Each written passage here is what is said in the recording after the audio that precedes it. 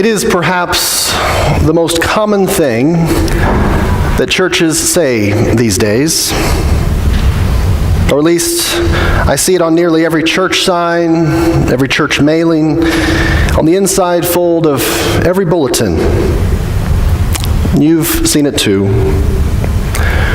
Worship at 9 on Sunday morning, all are welcome. Potluck dinner at 5 p.m. Saturday, all are welcome. Vacation Bible School, 9 a.m., Monday to Friday, all are welcome. You were invited. Everyone is included. All are welcome. The truth is, the phrase has become so ubiquitous you can almost miss it if you're not paying attention, which is the reason as pastor of this congregation I find myself trying to figure out unique ways of saying it. But printing "all are welcome," really, we mean it, just doesn't seem quite right either. Although the United Church of Christ not long ago aired a television advertisement that shared this message creatively, I think I may have shared it before. Two bouncers stand outside a beautiful cathedral with a red carpet leading up to its entrance and a rope regulating who gets in and who's out. Those who appear to be affluent, white, and dressed in coats and ties and dresses are all let in.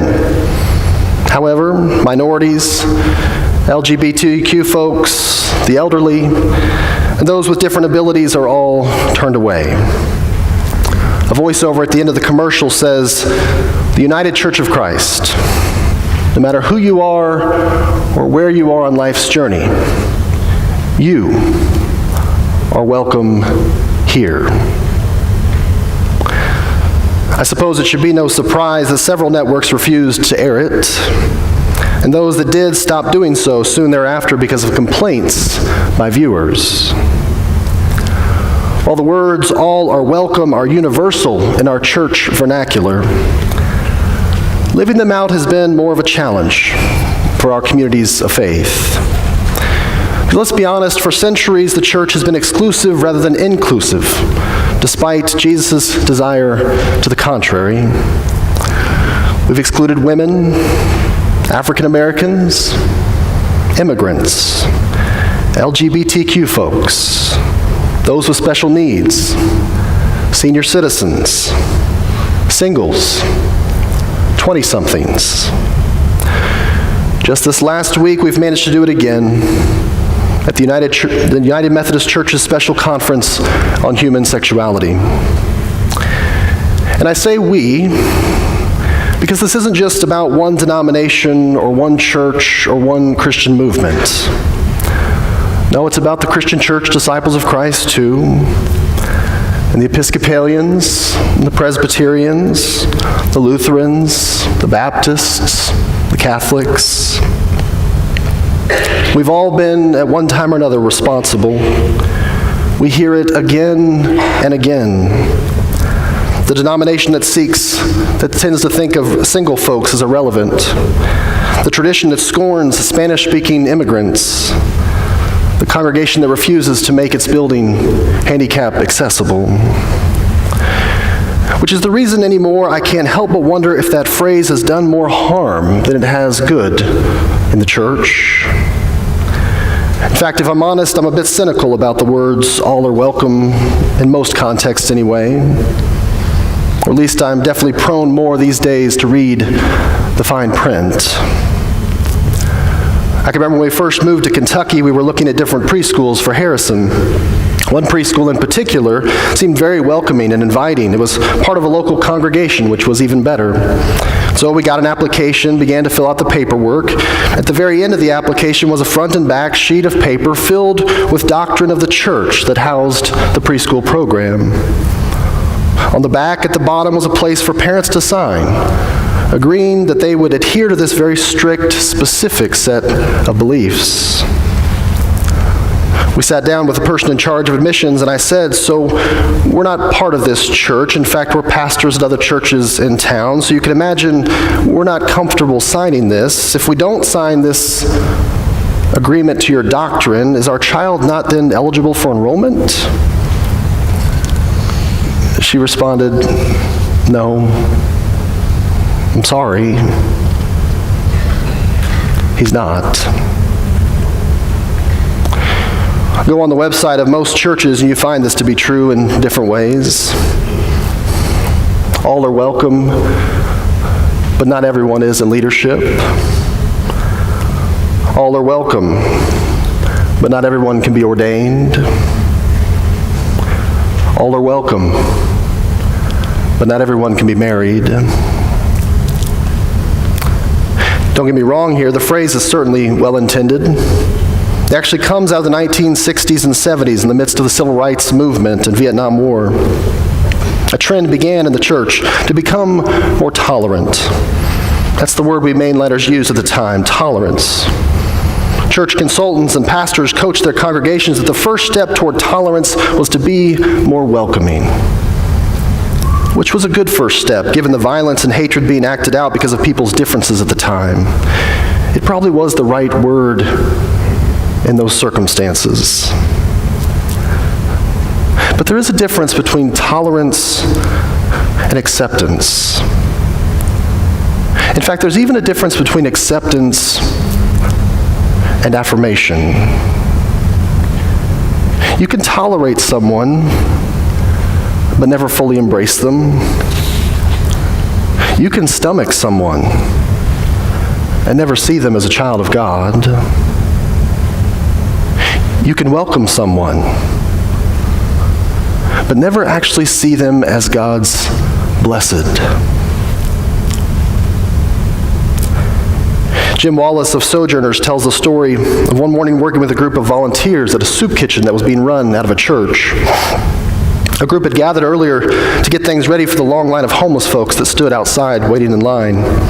Someone asked one of the workers to pray, and she simply prayed this: Jesus, help me to open wide my eyes, that I might see your face come through the line today. Upon reflection, Wallace said, her prayer that day moved me from seeing the homeless to seeing the blessed. Which seems to be the distinction Jesus wants to make throughout his ministry. Jesus doesn't just tolerate the marginalized of his time, he embraces them. He doesn't just welcome the sick, he reaches out and he touches them. He doesn't just speak to tax collectors and prostitutes, he eats with them. But what he does in the Beatitudes we hear again today is just a bit different. I wonder if you caught it. You see, rather than preaching in the imperative, which is the way he and, quite frankly, I usually preach, do this, do that, you should, you ought, Jesus preaches in the indicative. In other words, no one is blessed because of what they do or don't do. They're blessed for simply being who they are. Jesus doesn't say, blessed are those who give to the poor. He says the poor are already blessed. Jesus doesn't say, blessed are those who wipe the tears of those who mourn. He says, those who weep, they're already blessed. Jesus doesn't say, blessed are you who include the excluded. He says, those who are hated, they are already blessed. Which might at first sound like nuance or semantics. But if you think about it, actually changes everything. Because if this is true, then God blesses everyone no matter what we do. If this is true, God blesses you no matter who you are. If this is true, God blesses everyone, especially those the world and even the church, God says, does not bless. In fact, I can't help but wonder if this is the reason Luke calls this a sermon on the plain. While Matthew refers to this as the Sermon on the Mount, Luke writes that Jesus came down with them and preached this sermon on a level place. After all, this is a message that can only be delivered on common ground. It's not an impersonal invitation, all are welcome. It's a very personal affirmation that you are blessed by God. The question is, do you believe it? Or even more, are you really able to even hear it anymore? I mean, it's easy to listen, but sometimes hard to hear words that we aren't sure we really altogether believe. And understandably so. When the world tells you you aren't good enough, or when strangers call you by derogatory names, or your parents tell you you're worthless, or a church takes another vote that says you're not fully loved by God, well, it's hard to hear, let alone believe. So I'm simply going to say it again this morning, because it's important we really hear it. And once again, I say we because it's a message for us all. In fact, I don't think we can say it enough. My friends, each and every one of you here this morning is a child of God. And no one, especially not the church, can take that away from you. It doesn't matter who you are, where you're from, what you think you've done, how bad it may have gotten, how far you may have gone. You're never in too deep. You still, at your very core, are stamped by God,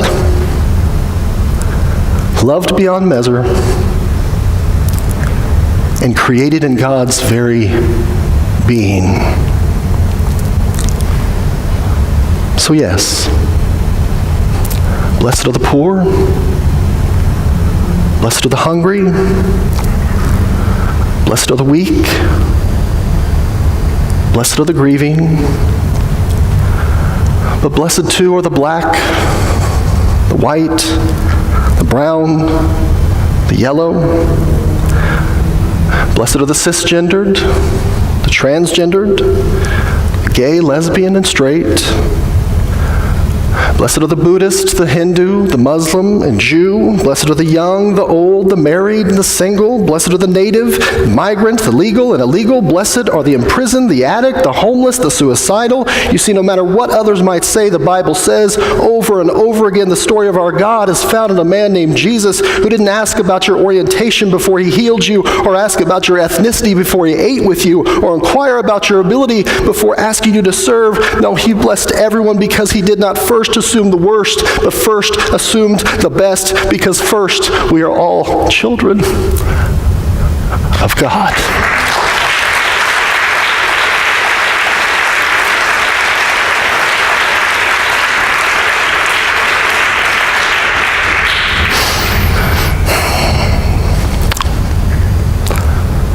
So I was standing outside yesterday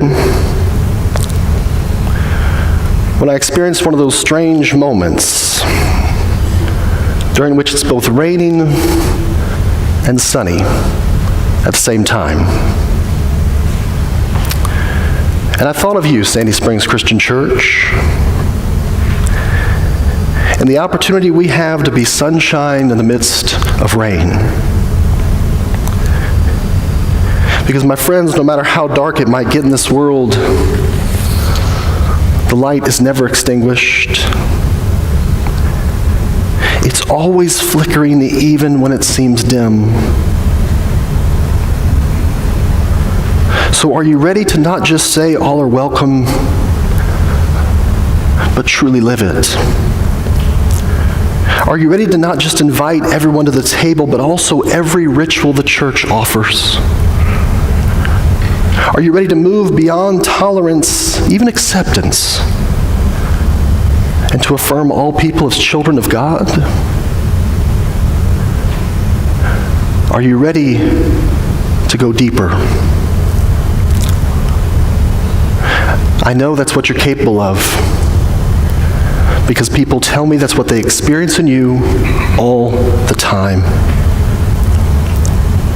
In fact, it's why most of you are here. Actually, it's what drew me to you. That this is a place where all are welcome is not just what we say, but it's who we are. Now, I'm not going to lie to you this morning. This isn't easy work. Your friends won't understand. Your family may even get upset. But that's even more reason to keep reaching out in relationship, to remind the world that we are all blessed, to share this unimaginable, radical love we find in the God we know in Jesus Christ, one person at a time. This, my friends, requires we go deeper than the church has ever gone before.